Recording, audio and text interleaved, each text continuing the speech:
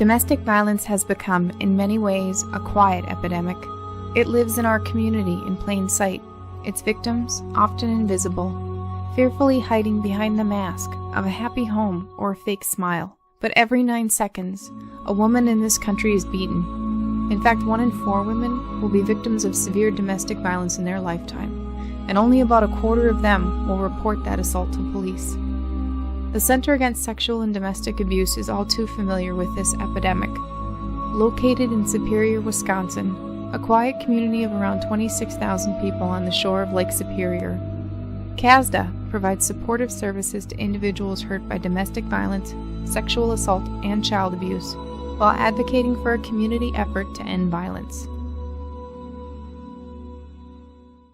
The police department's one part of the criminal justice system, and the part that we're not is advocacy and providing services and resources to victims. And you look at what CASDA provides to victims in our community. They have an emergency shelter, they have counseling services, they have a 24-hour hotline.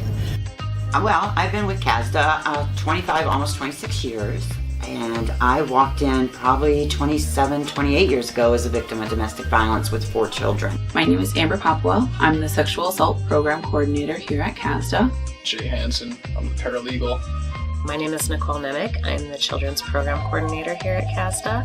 My name is Joanne Sanders, and I'm the Shelter Case Manager at the Center Against Sexual and Domestic Abuse.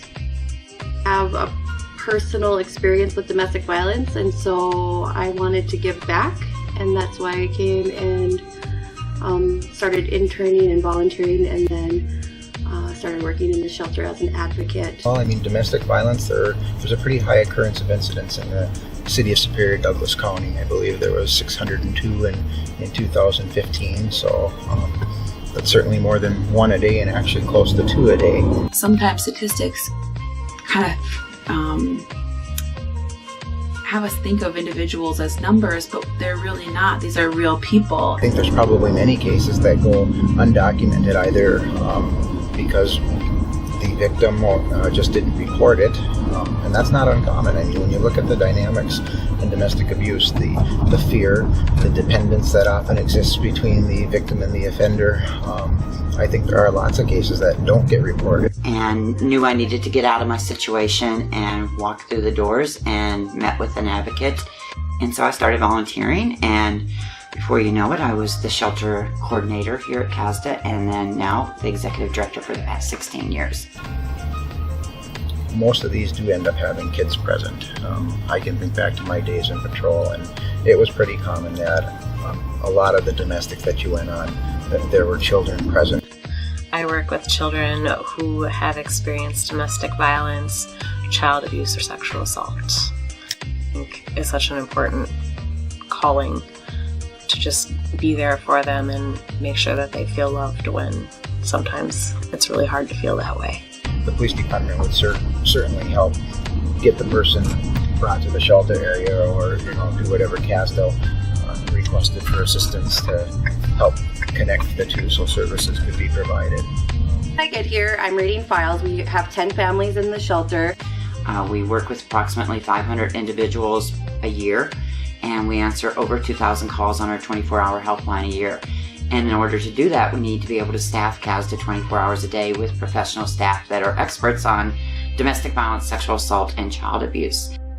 It is a challenge in a lot of ways. It's a very good challenge, but there can be some scary times because as a nonprofit organization, you cannot always count on government grants to see you through the hard times. And unfortunately, what I've seen in my 25 years is that the services and the need for services, the demand for services has not gone down.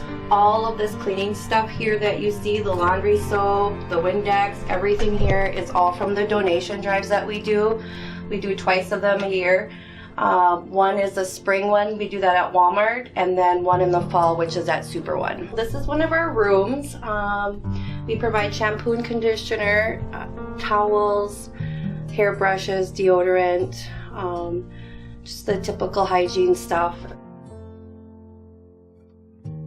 If there is a way I could find that could make me feel the known, if there is some way you could find it, If you wanna be free, be free. Getting out of a domestic relationship is something that takes time, and a lot of people probably sometimes wonder, why doesn't she just leave, or why doesn't the person just leave? But they don't recognize the component of fear. It's just seeing, where they're at, that they have to come in here and really try to get a restraining order or do something like that, just to see how affected their lives are from this. So intimate and private, and the intrusion on somebody so great that it's hard, one, for victims to talk about it, and then two, just for others to be comfortable talking about it in public, I think is hard. So we got a call that there is a sexual assault victim at the hospital.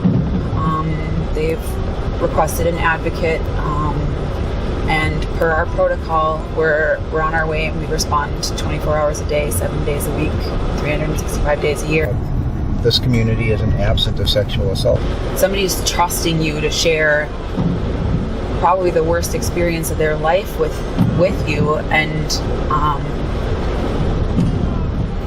you get to navigate that journey of healing as it begins. I don't know the exact numbers, but I know that in the last year or two, we've actually had higher incidences of sexual assault or forced sex rape situations. So it does happen here, and those cases are even more difficult to prove. What they need to understand is that they're there right now because something happened that they weren't in control of, right? The assault was this horrible thing that they had no control over, but they need to know that they're in total control when we're at the hospital, and that they're in total control about reporting. And those are some of the loneliest times that you'll ever experience, is when somebody betrays your trust and takes advantage of you. And that's why we need them to know that they don't have to do this process alone. The criminal justice system on those cases is difficult. So the advocate's role in terms of dealing with, a victim and helping them with services, when it comes to what's going to happen in the court system, I think is pretty valuable to the community members. It's really hard to see anything. I think the parts that do shock me are the parts where we see the justice system fail. Initially, I came here and we spoke about healing after trauma, what I could do, counseling, and even just talking to somebody who knew, somebody who didn't judge, didn't ask me, didn't doubt what happened to me, and reassured me that I was strong enough to go get through this. And that was the best thing anyone could have done for me. Wait for it. It's tired and it's true.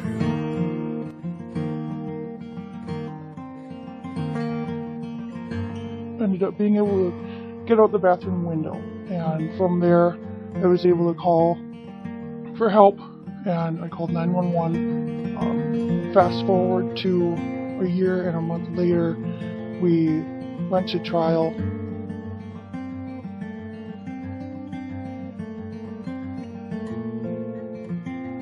When trial came around, I had a CASDA member there with me, an advocate there with me, to sit with me the entire time, and she answered questions. She was part of my support system.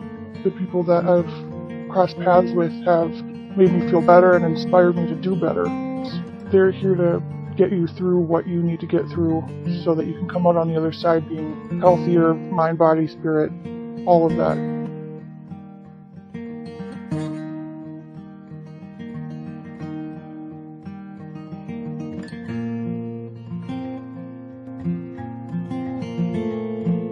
Distant glow of beacon lights breaking through cracks between the lines.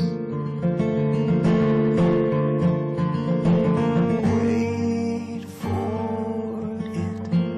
It's hiding out of view.